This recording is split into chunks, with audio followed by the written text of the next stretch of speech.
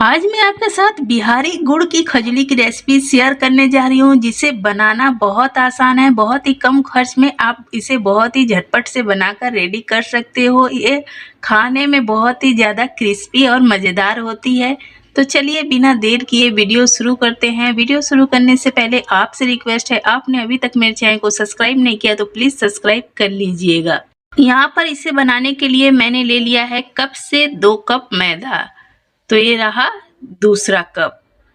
साथ में हम इसमें ऐड करेंगे 1 चम्मच घी। आप ऑयल का भी मोयन दे सकते हो, क्योंकि मार्केट में जो मिलता है उसमें ऑयल ही होता है, रिफाइंड ऑयल से बनाया जाता है। घर पर बना रहे हैं तो इसलिए घी डालेंगे। घी डालने से क्या होगा ना, इसका टेस्ट बहुत अच्छा आएगा अंदर से। तो यहाँ पर देखिए थोड़ा थोड़ा पानी डालकर मैंने इसका डो रेडी कर लिया है। बहुत ज़्यादा सॉफ्ट नहीं करना है, हल्का टाइट ही डो लगाना है। और आप देख सकते हो यहाँ पर इतना सारा पानी बच गया है, मैंने 1 कप पानी लिया था। अब इसमें फिर से हम थोड़ा सा घी ऐड करेंगे, 1/2 चम्मच के लगभग में। और इसमें अच्छी तरह से घी को लगाकर इसे हम ढककर 5 मिनट के लिए रेस्ट पर छोड़ देंगे। तो यहाँ पर 5 मिनट हो चुके हैं, डो ने रेस्ट कर लिया है। तो इसे फिर से हम थोड़ा सा गूंथ लेंगे और इसे हम किचन स्लैब पर रखकर अच्छी तरह से मसल लेंगे, जिससे कि ये डो बहुत ही सॉफ्ट हो जाएगा। और जब हम इसकी रोटी बेलेंगे ना, तो ये कहीं से भी फटेगा नहीं और हमारा जो खजली बनेगा वो एकदम फूला फूला मज़ेदार बनेगा। तो यहाँ पर इसकी हमने बड़ी सी लोई बना लेनी है और इसे बड़ी सी रोटी की तरह बेल लेना है। तो अगर आप चकले पर बेल रहे हो तो छोटी छोटी लोई लेना और पतला पतला इसे बेल कर कट कर लेना। तो यहाँ पर मैं एक बार में ही सारा किचन स्लैब पर बेल ले रही हूँ, जिससे कि झटपट से हमारी ये रेसिपी बनकर रेडी हो जाए। तो यहाँ पर आप देखिए मैंने पूरा इसे बेल लिया है और देखिए कितना पतला है, बिल्कुल पूरी के जैसे हमें इसे बेलना होता है। बहुत मोटा नहीं, बहुत ज़्यादा पतला नहीं। तो इसके हमें पीसेस कट कर लेने हैं। तो सिर्फ 2 उंगली का गैप देना है और इतनी ही लंबाई में इसे कट कर लेना है।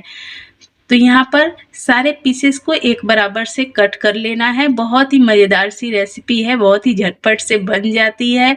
बनाने में कोई भी दिक्कत नहीं है, जिससे कुछ भी बनाना नहीं आता वो इस रेसिपी को आराम से बना सकता है। तो ये जो बनती है ना, थोड़ी लंबी लंबी बनती है, तो इसके थोड़े लंबे लंबे पीसेस काटेंगे और जो छोटा छोटा निकल गया है उसे हम निकाल देंगे और इसे हम फिर बाद में बेलकर कट कर लेंगे। तो यहाँ पर देखिए कैसे पीसेस हमें कट करने हैं। तो इसी तरह से हम सारे पीसेस को कट कर रेडी कर लेंगे। और इतना ये बेहतरीन होता है ना कि आप इसे एक के ऊपर एक रख भी दो तो ये चिपकता नहीं है। तो इसे हम क्या करेंगे, फटाफट से कट करेंगे। और मैंने ऑयल को पहले से ही रख दिया है गर्म होने के लिए, क्योंकि इसे हमें ज़्यादा हवा लगने नहीं देना है। जैसे हम पानी पूरी को ढक देते हैं प्लास्टिक से कि हवा न लगे, उसी तरह से इस रेसिपी भी आप कर सकते हो, इसे भी ढक सकते हो। तो मैं ढकूंगी नहीं, मैं जा रही हूँ फटाफट से इसे तलने। तो जो छोटे पीसेस है उसे निकाल देना है। यहाँ पर देखिए ऑयल बिल्कुल धुआंधार गर्म है, बिल्कुल पानी पूरी की तरह से ही इसे तल लेना है।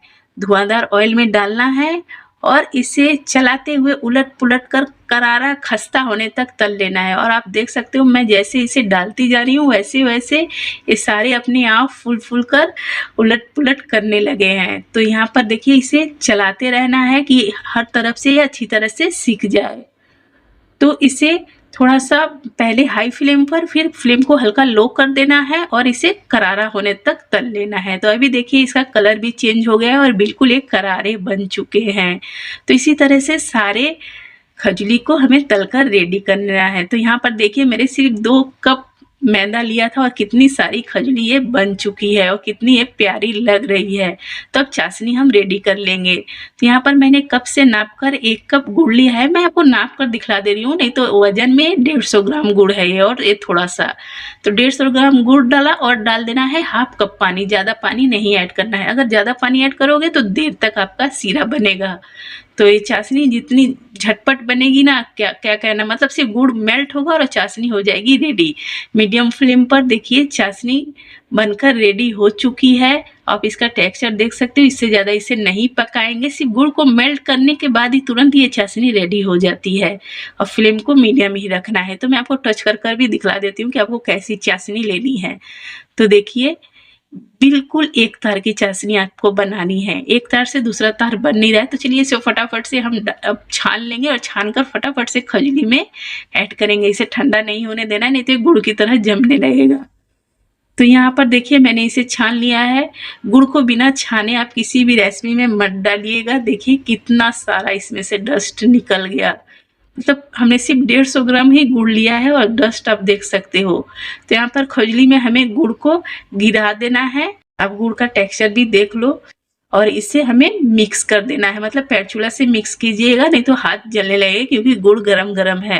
तो मैंने इसे देखिए मिक्स कर लिया है और सारे बनकर रेडी हो चुके हैं। तो इसे थोड़ा ठंडा होने के लिए छोड़ देंगे।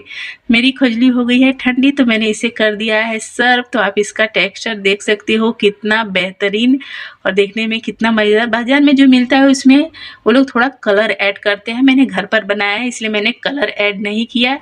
खाने में बहुत ही स्वादिष्ट होता है। तो मैं इसका साउंड भी आपको सुना देती हूँ। आप देखिए कितना खस्ता और आप इसकी आवाज़ को सुन सकते हो। तो अगर आपको मेरी ये सिंपल सी रेसिपी पसंद आई हो तो प्लीज़ मेरे चैनल को सब्सक्राइब कीजिएगा, लाइक कमेंट शेयर करना मत भूलिएगा। मैं ऐसे ही प्यारे प्यारे रेसिपीज़ लेकर आती रहूँगी। Bye bye.